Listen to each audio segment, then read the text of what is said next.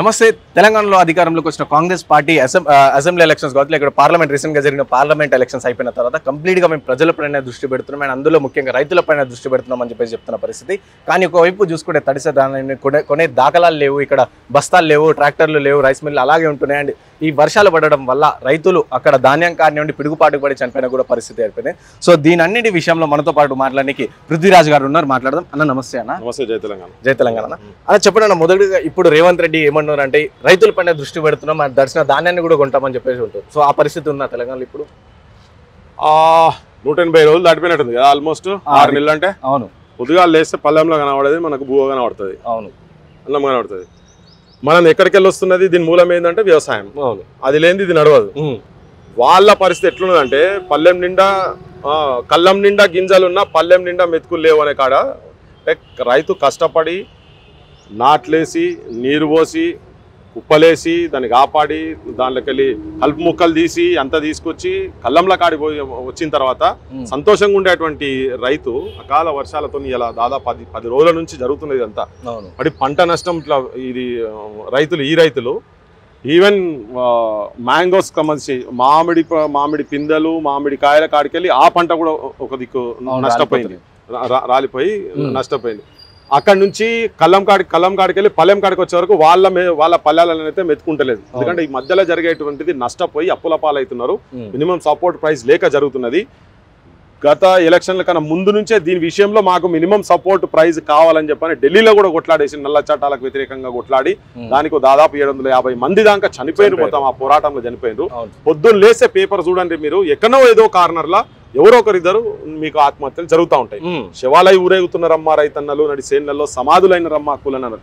వ్యవసాయకు సంబంధించినటువంటి కూలీలకు సంబంధించినటువంటి అంశము ప్రధానమైన అంశంగా 6 నెలల తర్వాత ఇప్పుడు వీళ్లకు ఈ గవర్నమెంట్ కు ఈ ముఖ్యమంత్రికి ఇప్పుడు గుర్తుకొచ్చి ఇప్పుడు కూర్చుంటున్నాడు. ఇప్పుడు వ్యవసాయ శాఖ మంత్రి ఇలా పొద్దుల పేపర్లో చూడండి, రాయబరీలోకి వెళ్ళి ఆమె పాలన వారు నడుపుతున్నారు. సో రాయబరీలో ఆడ నీకు ఆయన రాహుల్ గాంధీకి బొచ్చడ మంది ఉన్నారు. ఆడ ఆయన పొద్దున్న లేసే వ్యవసాయం గురించి రైతుల గురించి కిందల గురించి ఇవన్నీ మాట్లాడుతున్నారు. కింది సెక్షన్సే కదా ఇవన్నీ వ్యవసాయం మీద ఆధారపడటాన్ని చేస్తున్నాయండి. మరి వాళ్ళ దిక్కు చూసి ఇప్పుడు చేస్తా అంటే మరి ఈ 6 నెలలు జరిగినటువంటి నష్టానికి ఇప్పుడు దీని తర్వాత ఇప్పటిదాకా రైతులు చచ్చిపోతూనే ఉన్నారు. ఇంకా ఇప్పుడు దీంతో ఈ కష్టకాలంలో ఇలా కళ్ళాలలో ఉన్నది కళ్ళల్లో కాడికి వెళ్ళి తీసుకుపోయే పరిస్థితి లేదు, వాళ్ళు తీసుకుపోయే పరిస్థితి లేదు. ఈవెన్ రైస్ మిల్ కాడిపోతే కూడా విపరీతమైన లారీలు దొరుకుతలేవు, లైన్లకు నిలబడ్డాయి, దించేటోడు లేడు, పెట్టేటోడు లేడు. వాళ్ళకి కావాలని చెప్పి నష్టాల పాలు చేయాలి, లేకపోతే అగ్గొక అమ్ముకొని తీసుకుపోవాలి, 5 కిలోల మటు కూడా తరుగుని చెప్పి తీసుకునే సిచ్యువేషన్ అది. వీళ్ళు ఇవన్నీ కాకుండా చేస్తామని చెప్పి వెంటనే అన్ని రకాలైనటువంటి మేము అరేంజ్మెంట్స్ చేస్తామని అన్నారు. కానీ ఇప్పుడు చేస్తున్నా అంటే మరి ఈ 6 నెలల కాలంలో మరి ఏం చేసినట్టు రైతులకు? మరి ఇప్పుడు ఫోకస్ చేస్తున్నావు అంటే ఒక మంచిదే, ఇప్పుడు ఫోకస్ చేస్తావు. మరి ఈ నష్టాలంతా కూడా నువ్వు పూడ్చాలే. మరి నీ బ్యాంక్ అకౌంట్లోకి వెళ్ళిస్తావా లేకపోతే ప్రభుత్వం దాంట్లోకి వెళ్ళిస్తావా? గత ప్రభుత్వం అప్పులు చేసింది, నష్టం చేసిందనే కదా గదదించి నిన్నెక్కించింది. ఈయన అప్పులు చేస్తున్నాడు, మళ్ళీ అప్పులు చేసి తీసుకొచ్చి పెడితే ఇప్పటికే పెరుగుతున్నది కుప్ప, మళ్ళీ ఇక్కడ నుంచి కూడా పెరుగుతున్నది. సో దీన్ని ప్రాపర్ ఏంటంటే కేవలము రాజకీయాల సుట్టే, వాళ్ళ పదవుల సుట్టే, ఎలక్షన్లలో సుట్టే, బిజినెస్లలో సుట్టే, ఇక్కడ ఎట్లా అధికారంలోకి రావాలి అక్కడ అధికారంలోకి రావాలి, నా వాళ్ళని ఎట్లా అది ఆ పదవులలో తీసుకొచ్చి పెట్టాలని తపన తాపత్రయం కన్నా ఎక్కువ నీకు తినే బువ్వ కాడ చూసినప్పుడే నీకు ఆ రైతు గుర్తుకు రావాలి, నీకు ఆత్మహత్యలు చూసినప్పుడు నీకు గుర్తుకు రావాలి. దీన్ని 6 నెలలు పట్టిందంటేనే ఇప్పటి నుంచి అంటేనే నాకైతే ఎందుకు అది మంచిగా అనిపిస్తలేదు, మంచి స్టేట్మెంట్ అనేది అయితే కనిపిస్తలేదు. ఇప్పుడు ముఖ్యంగా ఏంటంటే ఇంత జరిగిన రైతులకు మాత్రం చెప్పేది ఏంటంటే ఎక్కడ మీరు ఆత్మహత్యలు చేసుకోకండి, దయచేసి ఆత్మహత్యలు చేసుకోకండి. దీని విషయంలో కొట్లాడే ప్రయత్నం చేద్దాం. రాగానే 9వ తారీఖు డిసెంబర్ 9వ తారీఖు ఫస్ట్ సంతకం మొత్తం అప్పులను ఖతం చేసిన అని చెప్పిండు. ఇప్పుడు వాళ్ళు అప్పులు చేసుకొని ఉన్నారు. ఇప్పుడు నిన్న కాక మొన్న పంట మొత్తం అయిపోయే టైంకు మళ్ళీ ఆయన ఇస్తాన్న పైసలు మొన్న దానికి వేసిండు. కానీ నువ్వైతే నీ అప్పులు మొత్తం బ్యాంకు రుణాలు మొత్తం రుణమాఫీ చేస్తానని మాత్రం 9వ తారీఖు అన్నది. దాన్ని పెరుగుతూనే ఉన్నాయి. ఈ మధ్యలో మళ్ళీ పెట్టుబడికి తీసుకొచ్చుకొని మళ్ళీ తీసుకొస్తే దాని ఇంట్రెస్ట్లు పెరిగినాయి. ఈ ఇంట్రెస్ట్లతో పాటు ఇప్పుడు తీసుకొని అమ్ముకునే కాడికి పోయే వరకు వడగండ్ల వాన వచ్చింది, కడగండ్ల బతుకులు అయిపోయినాయి, వరి పంట మొత్తం చేనులలో తడిసిపోయి ఉన్నది. సో ఇవన్నిటిని మొదటి నుంచే కనుక నువ్వు చేసేది ఉంటే, నువ్వు ఇలా రైతు వేదికలు గత ప్రభుత్వం అయితే చేసినాయి తీసుకొచ్చి పెట్టిందో అవి మొత్తం నిర్వీర్యం అయిపోయినాయి. న్యూస్ కూడా అవి ఉట్టి బాతకాని క్లబ్బులు అయిపోయినాయి మొత్తం. బాతకాని క్లబ్బులు కొన్ని జాగాలలో క్లబ్బులు కూడా అయిపోయినాయి మొత్తం. సో అటువంటి వాటిని ఇంకా దాన్ని ప్రాపర్ గా యూజ్ చేయని కనుక చేసి ఇప్పటికైనా కూర్చొని చేసి ఒక ప్రణాళికబద్ధంగా గోడౌన్స్ కట్టి కోల్డ్ స్టోరేజ్ కట్టి ఒకటే పంటలు కాదు, డిఫరెంట్ పంటలు మొత్తం నాశనం, కూరగాయలు కావచ్చు, ఆకుకూరలు కావచ్చు, ఏదైనా కానీ వీటన్నిటి విషయాలలో కూడా ఆ స్టోరేజ్ సిస్టమ్ 70-75 సంవత్సరాల తర్వాత కూడా ఇంకా ఇదే అంశాల మీద మాట్లాడుకుంటున్నాం. పొద్దున్న లేసిన మా కాంగ్రెస్ ఇట్లా చేసిన ఓ ఆయనే, మా బీజేపీ ఇట్లా చేసిందని ఓ ఆయనే, ఎవరి పార్టీ ఎవరి దుకాణం వాళ్ళకు ఉన్నాయి. కానీ ప్రజలు మాత్రం అవే సమస్యల మీద 75 ఏళ్ల నుంచి స్వతంత్రం వచ్చిన కాడికెళ్ళి వాటి మీదే కొట్టుమిట్టాడుతున్నారు. తెలంగాణ తీసుకొచ్చుకునేటువంటి ప్రధాన సమస్యలలో కూడా రైతు ఆత్మహత్యలు అనేది చాలా ప్రధానమైన అంశం ఉండే. ఎడ్యుకేషన్ తర్వాత ఎంప్లాయ్మెంట్ తర్వాత రైతులది కూడా చాలా భీకరంగా ఉండే. ఎందుకంటే వాళ్ళు లేని అసలు లేనే లేదు కదా. సో అందుకనే ఆ వ్యవస్థను గాడిలో పెట్టేందుకు అని చెప్పి నాకు అవమానకరంగా ఉన్నది ఆ స్టేట్మెంట్. ఇప్పుడు రైతుల మీద మేము పెడతామని అయితే నాకు వ్యక్తిగతంగా అయితే నాకు అదైతే యాక్సెప్టబుల్ అనిపిస్తలేదు. కానీ ఇప్పుడైనా కానీ చేసి మరి ఇదంతా నష్టం అంతా యాడికెళ్ళి చేస్తారో సో ఆయన చేసి చూపించాల్సిన అవసరం అయితే ఉంది ప్రశ్న. సో గత ప్రభుత్వం అంటే ఇదే రైతులకు కావచ్చు, విద్యార్థులు కావచ్చు, వీళ్ళందరికీ ఎవరిని పట్టించుకోని నేపథ్యంలోనే అది గద్దె దించేసి ఇప్పుడు కొత్త ప్రభుత్వం. సో ఈ కొత్త ప్రభుత్వం కూడా అదే దోల గత ప్రభుత్వం దోవాలనే పోతుంది అనుకోవచ్చా మనం? అంటే ఇప్పటివరకు అయితే మొన్న ఇప్పుడు ఎంప్లాయ్మెంట్ ఇష్యూ సంబంధించినటువంటి మేము ఇక్కడనే చేసినాం 2,70,000 ఉద్యోగాల వరకు అని. 2 లక్షల ఉద్యోగాలు వాళ్ళు ఇమీడియట్ గా చేస్తామని చెప్పారు. జాబ్ క్యాలెండర్ కూడా చేస్తాం అన్నారు. ముఖ్యమంత్రి మన జాబ్ క్యాలెండర్ రిలీజ్ చేసిన అని ఎన్టీవీలో V6 లో ఆయన కూర్చొని పర్సనల్ ఇంటర్వ్యూలో చెప్పేటప్పుడు కూడా చెప్పిండు. అది పచ్చబద్ధం అని చెప్పినాం. పచ్చబద్ధము అది కాదు ఉండేది ఎక్కడ చూపిరు, మరి మేము మాట వెనుక తీసుకుంటాం. అదే చెప్పిన ఇక్కడ సందగల దాసుకురా, బీరువాల దాసుకురా, మనకి ఎవ్వరికి చూపించకుండా ఇంకెక్కడైనా పెట్టుకురా మాకు తెలియదు. కానీ మరి మేము వెనక యాలాడేసుకుంటున్నారా, మాకు ముంగటైతే కనబడతలేదు, మాకు ఎరకలే. కానీ సో ఇవి అబద్ధాలు. ఈ అబద్ధాలు ఇవన్నీ కుమిలేట్ అయ్యే ఓ స్థాయికి పోయిన తర్వాత ఆయన పోయిండు. పబ్లిక్ ఇప్పుడు ఎట్లా చూస్తారంటే ప్రతి ఒక్కరిని, ప్రతి ఒక్క అంశం, ప్రతి ఒక్క మాట, ప్రతి ఒక్క విధానాన్ని, మీ పద్ధతులను, మీ నడవడికలను ప్రతి ఒక్కటి భూతద్దంలో పెట్టి చూసే పరిస్థితి ఏర్పడి ఉన్నది. సో అదైతే జరగలేదు. ఇప్పుడు నువ్వు రైతులు ఏదైతే ఇప్పుడు 6 నెలల తర్వాత నువ్వే స్టేట్మెంట్ ఇస్తున్నావు. విద్యార్థులు మొత్తం బడులు మొత్తం మూసేసిన బడులు మొత్తం నేను అన్ని మరమ్మతులు చేసి ప్రతి ఒక్క బడి తెరుస్తాను. 6,000 పైన బడులు తెలంగాణ మూతపడ్డాయి. నేను ఈ మధ్యలో తిరుగుతున్నా, అవన్నీ ఒకసారి తీసి బయట పెడతాం. కానీ చూస్తుంటే నాకు ఒక 6 బడులు కూడా ఎక్కడ తెరుస్తారా అనేది డౌట్ నాకు ఉన్నది. ఎక్కడైతే లేవు. అకాడమిక్ ఇయర్ స్టార్ట్ అవుతుంది కదా, స్టార్ట్ అయినప్పుడు ఇప్పటికే వాటి అన్నిటికీ టీచర్లు రిక్రూట్మెంట్ జరగనుండే కదా. ఇప్పుడు అకాడమిక్ ఇయర్ జరగాలి. ఇప్పుడు నువ్వు అకాడమిక్ ఇయర్ జరగకుంటే ఒక సంవత్సరం లాస్, ఒక జనరేషన్ కూడా లాస్ అవుతుంది. ఇప్పుడు మనము ఏదైనా సబ్జెక్ట్ ఏదైనా చదువుకుంటే ఒక సబ్జెక్ట్ ఇబ్బంది అయితేనే దాన్ని మళ్ళీ కోపపడేందుకు ఇబ్బంది అయ్యి లాస్ట్కి పరీక్షలు రాస్తే 35 మార్కులు పాస్ మార్కులు వచ్చే సిచ్యువేషన్ కూడా ఉండదు యాక్చువల్గా. అటువంటిది నువ్వు కొన్ని ఏళ్ళు ఇప్పుడు ఫస్ట్ క్లాస్ నుంచి 7వ తరగతి చెప్పేటువంటిది సింగిల్ టీచర్ ఉంది. దాదాపు 7,000 బడులు ఉన్నాయి తెలంగాణలో సింగిల్ టీచర్. అంటే నువ్వు రిక్రూట్మెంట్ చేయాలి కదా, అవి చేస్తేనే కదా ఆ బడులు ఉంటాయి.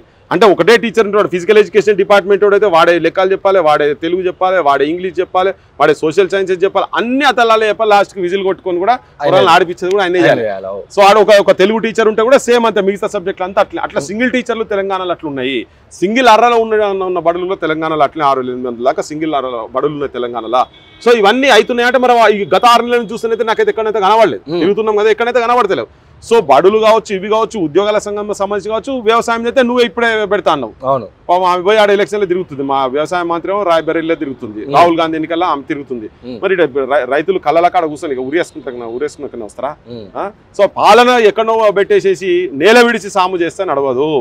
సో మీరు ఇక్కడ గ్రౌండ్కి రావాలి. ప్రస్తుతానికైతే అట్లా మేము చాలా హోప్స్ ఉండే, మాకు చాలా హోప్స్ ఉండే. నెక్స్ట్ వాక్ స్వాతంత్రం ఏమైతుంది భయ్, ఇంకా కొద్దిగా అరాచకం చేస్తారు కావచ్చు, ఇంకా చేయగలుగుతాం మీరు, అంతే కదా చేసేది, అంతే కదా. ఈ 6 నెలలు అయితే మీరు నాకైతే పెద్దగా ఎక్కడో ఏదో జరిగిపోయింది అన్నట్టయితే ఏం అనిపిస్తలేదు. ఉట్టి మాటలు. మేము ప్రగతి భవన్ కు బోర్డు మార్చినాము, ప్రగతి భవన్ కు మేము అంబేద్కర్ బోర్డు పెట్టినాం, పూలే బోర్డు పెట్టినాం. బోర్డులు మార్చుడు కాదు, బతుకులు మార్చుండ్రి. అంబేద్కర్ ఆలోచన విధానం మీద మార్చుండ్రి. అంబేద్కర్ చదువుకున్నప్పుడు పరిస్థితి ఎట్లుండే, ఇప్పుడు ఇక మెరుగైనా ఇంకింత లోపలికైనా చూడుర్రి. అంబేద్కర్ చేసేటువంటి వాళ్ళు గొప్ప గొప్పలు పూలేలు వీళ్ళు బడులు పెడితేనే విద్యా వ్యవస్థ వచ్చింది. ఆ విద్యా వ్యవస్థ మొత్తం సర్వనాశనం అయిపోతున్నది కదా, బడులే బంద్ అవుతున్నాయి కదా, మొత్తం ప్రైవేటీకరణ జరుగుతున్నది కదా. సో 6 నెలలు is a very big time. ఒక అకాడమిక్ ఇయర్ పోతే ఒక జనరేషన్ పోతుంది. ఆ జనరేషన్ పోయిస్తే గతంలో అట్లా చేసిండనే కదా. మా బోటలందరూ ఈ కాంగ్రెస్ వాళ్ళకి ఒక గలత్ ఫైమీలు ఉన్నారు. వాళ్ళు చేపట్టి వాళ్ళ ఉపన్యాసాలతో వాళ్ళ మాటలతో ఏదో వచ్చింది అనుకోండి, మిమ్మల్ని ఎవరు నమ్మి వేయలే. ప్రత్యామ్నాయం లేకేసిర్రు మీకు. 6 నెలల కింద మీ సంగతి ఏంటిది? రాహుల్ గాంధీ ఇక్కడ 10 రోజులు పాదయాత్ర చేస్తే మునుగోడులో 10 రోజులు పాదయాత్ర ఇండిపెండెంట్ గా కాంగ్రెస్ క్యాండిడేట్ ఇప్పుడు నిలబడ్డామే అంత గతంలో నిలబడ్డానికన్నా ఓట్లు తక్కువ వచ్చినాయి కాంగ్రెస్ పార్టీ బ్యానర్ తోని 10 రోజులు ఇక్కడ పాదయాత్ర చేసుకుంటే రోజు ఇక్కడ ఉన్న తర్వాత కూడా మునుగోడులా పరాభవం అంటే మీరు ఎక్కడ ఉన్నారు అనేది ఈవెన్ గ్రాడ్యుయేట్ ఎలక్షన్స్ లో కూడా చూసుకోరు మీరు చిన్నారెడ్డి కావచ్చు 5వ స్థానమో ఏమో వచ్చిండు ఆయన ఇక్కడ కూడా పైన కూడా చూసుకోరు అంటే ఎక్కడ కూడా మీకు ఏం లేవు ఈవెన్ ముఖ్యమంత్రి ఇక్కడ కార్పొరేషన్ ఎలక్షన్స్ లో కూడా మీకు రాలే కదా సీట్లే రాలే కదా మీకు అంటే మీ పతారు ఎక్కడ ఉండే అసలు మీరు ఎక్కడ ఉండరని 6 నెలల్లో అద్భుతాలు జరిగిపోతాయా కేసీఆర్ కు వ్యతిరేకమైనటువంటి ఆలోచన మా బాటలో అందరం తిరిగినాం కాబట్టి ఒక వ్యతిరేకమైనటువంటి ఆలోచన వచ్చింది బీజేపీ ఉన్న బీఆర్ఎస్ రెండు ఒకటే అనే ఆలోచనతోని బీజేపీకి సైడ్ కూడా పోకుండా ప్రత్యామ్నాయం ఏది లేక ఎవరికెవరి అది గుడ్డిగా పైసలతో వేయలే జనం వీడిని దించాలి కేసీఆర్ అంటే దించాలి ఈ దుర్మార్గం దించాలి ఈ పాశవిక పాలన పాతర పెట్టాలనే ఉద్దేశంతో జనాలు కాంగ్రెస్ సైడ్ వేసారు కానీ మీరేదో పెద్ద ఏదో చేస్తారు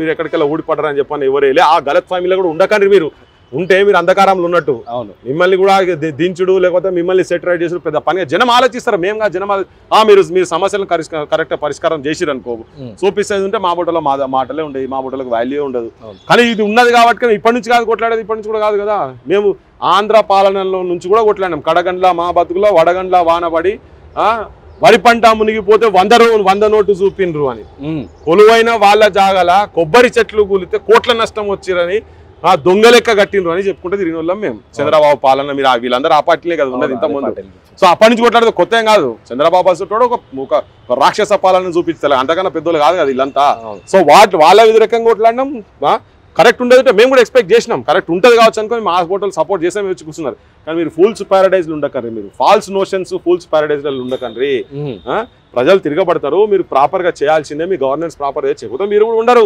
ఒకటేంటంటే ఇంకా ఓటుకు ప్రజలను నోటుకు బానిసగా చేసి పెట్టారు కదా ఆ తత్వం ప్రజల లోపల కనుక పోతే అది ఆ అమ్ముడు పోడే తత్వాన్ని కనుక మనం తీయగలిగితే ఇటువంటి అన్ని వీళ్ళందరూ నెంబర్ మీదకి వస్తారు కరెక్ట్ నెంబర్ మీదకి వస్తారు ఎవరు కూడా వీళ్ళ ప్రతాపంతో కాదు కదా 200-300 ఇయ్యంది జనాలు వీళ్ళు వచ్చినట్టున్నారా వీళ్ళందరికీ అంత ఉన్నదా వీళ్ళకి అంతుందా వీళ్ళకి ఇలా కప్పగంతులేనాయి మొత్తం ఏ రకము ఏది ఎవరు ఏ జెండాలు ఎటు మారుతారో అర్థం కాని సిచ్యువేషన్ లో రాజకీయ వ్యవస్థను మొత్తం సర్వనాశనం చేసి భ్రష్టు పట్టించి ఆశయించుకొని వాంతికి చేసేటట్టుగా తయారు చేసి తీసుకొచ్చి పెట్టారు మొత్తం వ్యవస్థను సో కరెక్షన్స్ లేకుంటే ఖతం అయిపోతారు వీళ్ళు కూడా ఖతం అయిపోతారు ఎక్కువ రోజులు ఏమి ఉండవు ఇవన్నీ ఆల్రెడీ వాళ్ళు చాలా ఈ సమస్యలు ఉన్నారు ఇప్పటికే చాలా సమస్యలు ఉన్నారు ఎందుకంటే వాళ్ళు గ్రహించాలి అసలు ఎటుపోతున్నది ఏందని కానీ అహంకారం నెత్తికెక్కి కూర్చుంటే నీకు కూడా అట్లనే కూర్చునేది ఉంటే నీ పని కూడా కాలము నీకు పరిష్కారం చెప్తుంది టైం ఈజ్ గ్రేట్ టైం చాలా గొప్పది ఇప్పుడు ఉన్నామని చెప్పి ఎవరు విరవిగాల్సిన అవసరం ఏం లేదు సమస్యలు పరిష్కారం చేస్తేనే ప్రజల్ని ఎంబడి ఉంటారు లేకుండా ఉండరు మా ఓటోలైనా ఎవరైనా పర్లేదు ప్రశ్నించారు నేను కాకపోతే ఇంకోటి ఉంటాడు కానీ సమస్య ఉన్న దగ్గర 10 దగ్గర ఉద్యమాలు వస్తాయి సమస్య ఉన్న దగ్గర ప్రశ్నించే తత్వం ఉన్నోళ్ళు పెరుగుతారు ప్రశ్నలు వస్తాయి సమాధానం పరిష్కారం లేకుంటే నేను ఊడవికి పరిసర ఎవరైనా పర్లేదు అంతే జై తెలంగాణ థ్యాంక్ యూ సో విన్నారు కదా ఇది పరిస్థితి సో ఎలాగైనా సరే గత ప్రభుత్వం చేసిన తప్పులు ఇప్పుడు ఉన్న కాంగ్రెస్ ప్రభుత్వం చేయొద్దని చెప్తున్న పరిస్థితి అండ్ 6 నెలల టైం ఏదైతే ఉందో అంటే ఇప్పుడు రైతులని మీద మేము దృష్టి పెడతామని చెప్పడం చాలా సిగ్గు చేయడం అని చెప్పేసి పృథ్వీ గారు అంటున్న పరిస్థితి అండ్ అలాగే ఏదైతే విద్యార్థుల పట్ల కావచ్చు లేదా రైతుల పట్ల కావచ్చు తక్షణమే వాళ్ళ పట్ల కంప్లీట్గా దృష్టి పెట్టేసి అండ్ వాళ్ళని సంక్షేమంగా చూస్తూనే మేము పరిస్థితి మంచి చూడటం లేకపోతే గత ప్రభుత్వానికి గట్టిన గతే మీకు కూడా పడుతుందని చెప్పేసి చెప్తున్న పరిస్థితి వీడియో జర్నలిస్ట్ వంశీతో Rana Pratap reporting for Vahini TV Hyderabad.